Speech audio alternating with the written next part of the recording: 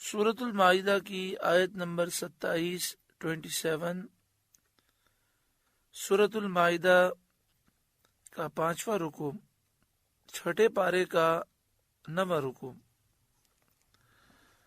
اللہ رب العالمین نے ارشاد فرمایا، وَاتْلُ عَلَيْهِمْ نَبَأَ ابْنَيْ آدَمَ بِالْحَقِّ، اور انہیں پڑھ کر سنائیے آدم کے 2 بیٹوں کی سچی خبر، جن کا نام حابیل اور قابیل تھا۔ اس خبر کو سنانے سے مقصد یہ ہے کہ یہ معلوم ہو کہ حسد کتنی بری چیز ہے، حسد کی برائی معلوم ہو، اور سید عالم صلی اللہ علیہ وآلہ وسلم سے جو لوگ حسد کرتے ہیں انہیں سبق حاصل ہو۔ حضرت حوا علیہ السلام کے حمل میں ایک لڑکا اور ایک لڑکی پیدا ہوتے تھے، اور ایک حمل کے لڑکے کا دوسرے حمل کی لڑکی کے ساتھ نکاح کیا جاتا تھا۔ معاملہ یہ تھا کہ حضرت آدم علیہ السلام کی اولاد ہی میں تمام انسانوں کی پیدائش منحصر تھی، تو نکاح کرنے کی اور کوئی سبیل نہ تھی۔ دستور یہی تھا کہ ایک حمل کے لڑکے کا دوسرے حمل کی لڑکی سے نکاح کیا جاتا۔ اسی دستور کے مطابق حضرت آدم علیہ السلام نے قابیل کا نکاح لیودا سے جو حابیل کے ساتھ پیدا ہوئی تھی، اور حابیل کا نکاح اقلیمہ سے جو قابیل کے ساتھ پیدا ہوئی تھی آپ نے کرنا چاہا۔ قابیل اس پہ راضی نہ ہوا، اور قابیل کہنے لگا کہ مجھے اقلیمہ سے شادی کرنی ہے جو کہ اس کے ساتھ پیدا ہوئی تھی، کیونکہ اقلیمہ زیادہ خوبصورت تھی، اس لیے یہ اسی کا طلبگار ہوا۔ حضرت آدم علیہ السلام نے فرمایا کہ وہ تیرے ساتھ پیدا ہوئی ہے، لہذا تیری بہن ہے، اور اس کے ساتھ تیرا نکاح حلال نہیں۔ کہنے لگا یہ تو آپ کی اپنی رائے ہے، اللہ نے یہ حکم نہیں دیا۔ آپ نے فرمایا تو پھر تم یہ کرو، دونوں قربانیاں لاؤ، جس کی قربانی قبول ہو جائے گی وہی اقلیمہ کا حقدار ہوگا۔ اس زمانے میں جو قربانی مقبول ہوتی تھی، آسمان سے ایک آگ اترتی تھی اور وہ آگ اس قربانی کو کھا جاتی تھی۔ قابیل نے ایک گندم کا انبار، ایک گندم کا ڈھیر پیش کیا، اور حابیل نے ایک بکری قربانی کے لیے پیش کی۔ آسمانی آگ نے حابیل کی قربانی کو لے لیا اور قابیل کے گندم کو، گیہوں کو چھوڑ گئی۔ اس پر قابیل کے دل میں بہت بغض، نفرت اور حسد پیدا ہوا۔ قرآن مجید فرقان حمید نے اس بات کا ذکر فرمایا، وَاتْلُ عَلَيْهِمْ نَبَأَ ابْنَيْ آدَمَ بِالْحَقِّ، اور اے محبوب آپ انہیں پڑھ کر سنائیے آدم کے 2 بیٹوں کی سچی خبر۔ اذ قربا قربانا فتقبل من احدهما ولم يتقبل من الاخر، جب دونوں نے ایک ایک قربانی پیش کی تو ایک کی قربانی قبول ہوئی اور دوسرے کی قبول نہ ہوئی، یعنی حابیل کی قربانی قبول ہوئی اور قابیل کی قربانی قبول نہ ہوئی۔ حابیل نے بکری پیش کی تھی، آسمانی آگ اسے لے گئی، اور قابیل نے گندم کا ڈھیر پیش کیا تھا، آسمانی آگ نے اسے قبول نہ کیا۔ لہذا حابیل اکلیمہ کا مستحق ٹھہرایا گیا۔ قابیل پہلے ہی حسد رکھتا تھا اور مزید اس کے حسد میں اضافہ ہو گیا۔ یہ انسان کا طریقہ یہی ہے کہ جب کسی سے وہ جلتا ہے اور اس کے مقام مرتبے میں اضافہ ہو جائے، نعمتوں میں اضافہ ہو جائے، تو اس کی جلن میں اور اضافہ ہو جاتا ہے۔ قال بولا لأقتلنک قسم ہے میں تجھے قتل کر دوں گا۔ جب حضرت آدم علیہ السلام حج کے لیے مکہ مکرمہ تشریف لے گئے تو قابیل نے حابیل سے کہا کہ میں تجھ کو قتل کروں گا۔ حابیل نے کہا کیوں؟ کہنے لگا اس لیے کہ تیری قربانی قبول ہوئی، میری نہ ہوئی، اور تو اقلیمہ کا مستحق ٹھہرا، اس میں میری ذلت ہے۔ قال انما يتقبل الله من المتقین، حابیل نے کہا اللہ اسی سے قبول کرتا ہے جسے ڈر ہے، یعنی اللہ تعالیٰ تو متقیوں کی قربانی قبول فرماتا ہے۔ حابیل کے اس قول کا مطلب یہ ہے قربانی کا قبول کرنا اللہ کا کام ہے، وہ متقیوں کی قربانی قبول فرماتا ہے، تو متقی ہوتا تو تیری قربانی قبول ہوتی، یہ خود تیرے افعال کا نتیجہ ہے، یہ تیرے کرتوتوں کا نتیجہ ہے، اس میں میرا کیا دخل ہے؟ لئن بسطت الی یدک لتقتلنی ما انا بباسط یدی الیک لاقتلک، بے شک اگر تو اپنا ہاتھ مجھ پر بڑھائے گا کہ مجھے قتل کرے تو میں اپنا ہاتھ تجھ پر نہ بڑھاؤں گا کہ تجھے قتل کروں، یعنی میری طرف سے ابتدا نہیں ہوگی، باوجود اس کے کہ میں تجھ سے زیادہ قوی ہوں، توانا ہوں، طاقتور ہوں۔ یعنی اس نے جب قتل کی دھمکی دی اور حضرت حابیل سمجھ گئے کہ قابیل اب مجھے پیچھے سے وار کر کے، یا میں سو رہا ہوں گا مجھ پہ وار کر کے مجھے قتل کر دے گا، تو آپ یہ کر سکتے تھے کہ اس سے پہلے خود ہی حملہ کر کے قابیل کو قتل کر دیں، تو آپ نے فرمایا میں اس طرح نہیں کروں گا، میں اپنا ہاتھ تیری طرف قتل کے لیے نہیں بڑھاؤں گا۔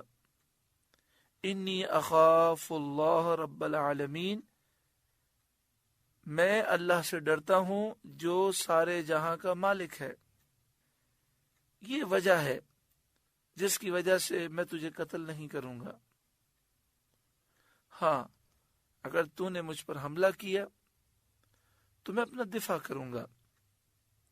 انی ارید ان تبوء باسمی و اسمک فتکون من اصحاب النار، میں تو یہ چاہتا ہوں کہ میرا اور تیرا گناہ دونوں تیرے ہی پلے میں پڑے تو تو جہنمی ہو جائے، وذالک جزاء الظالمین، اور یہی ظالموں کی سزا ہے۔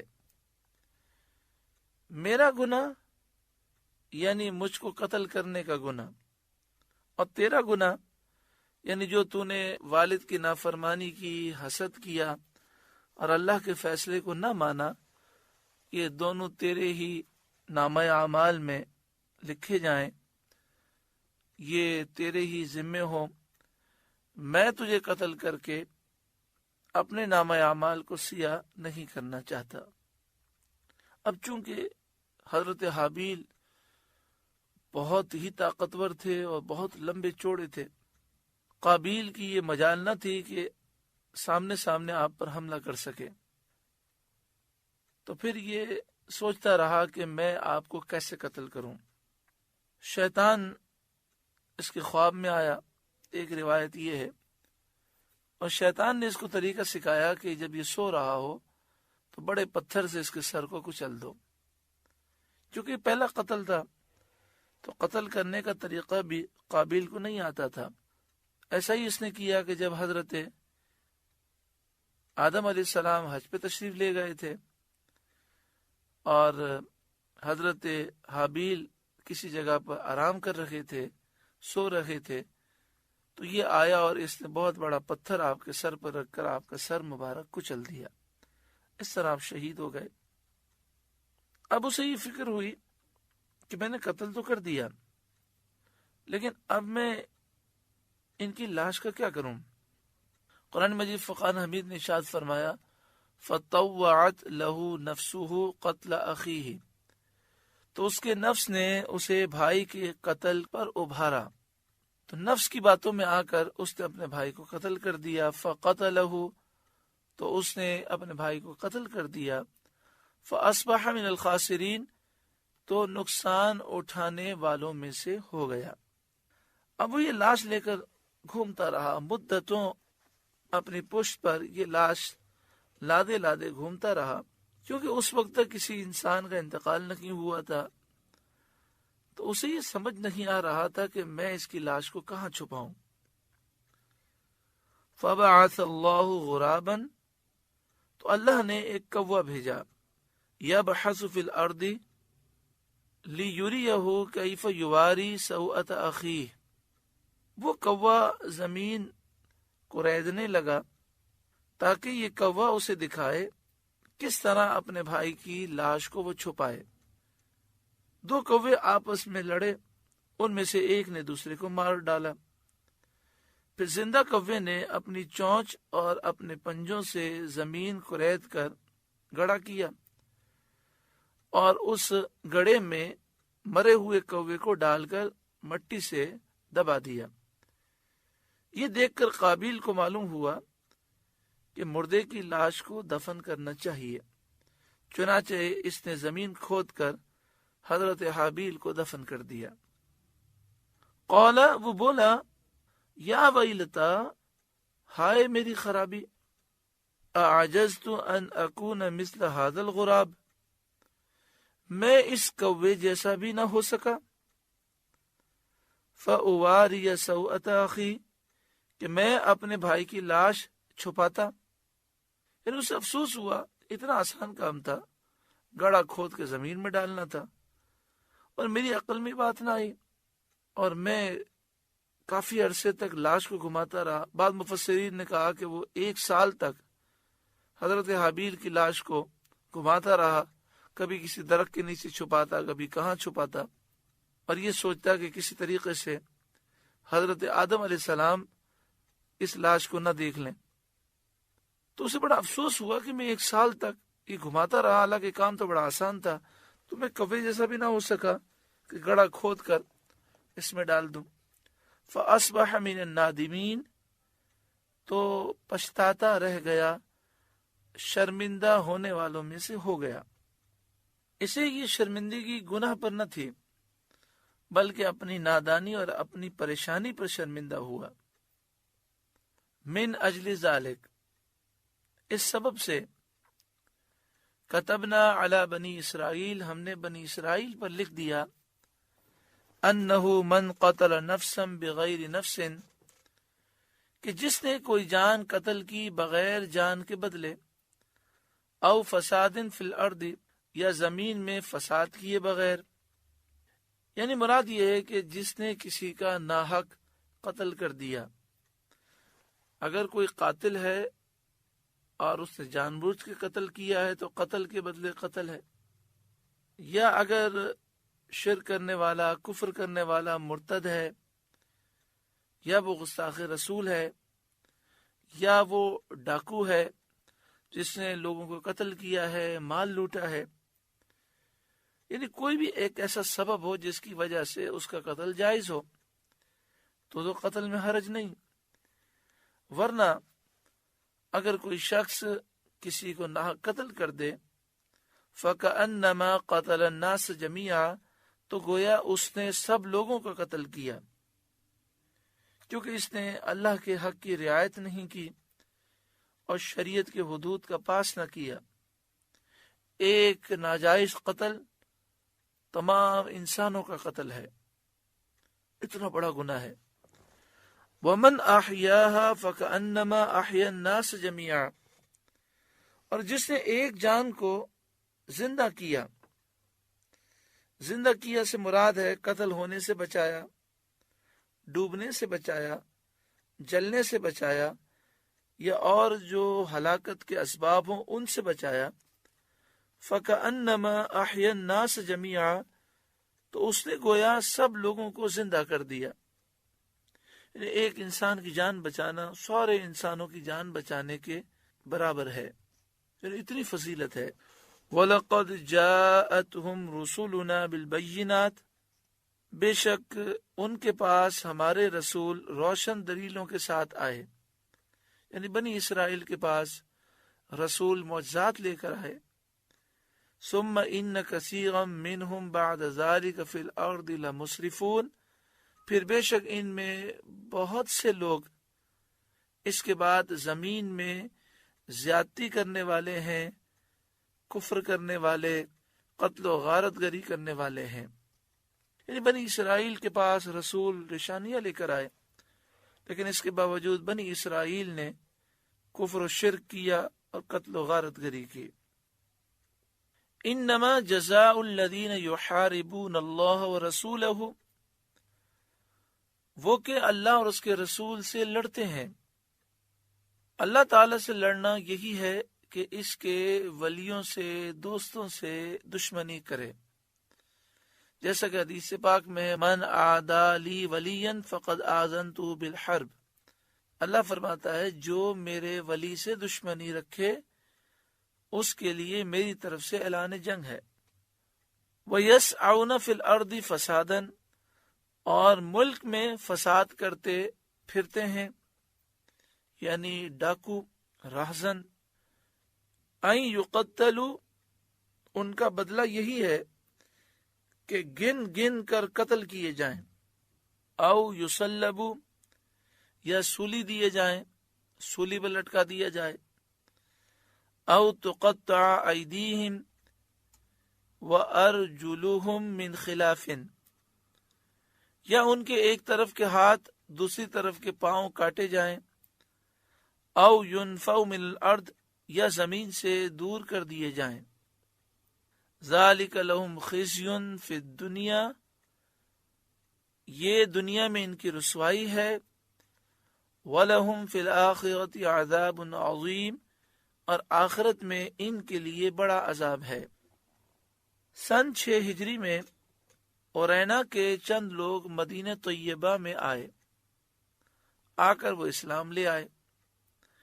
مدینہ طیبہ میں بیمار ہو گئے، ان کے رنگ پیلے پڑ گئے، پیٹ ان کے پھول گئے۔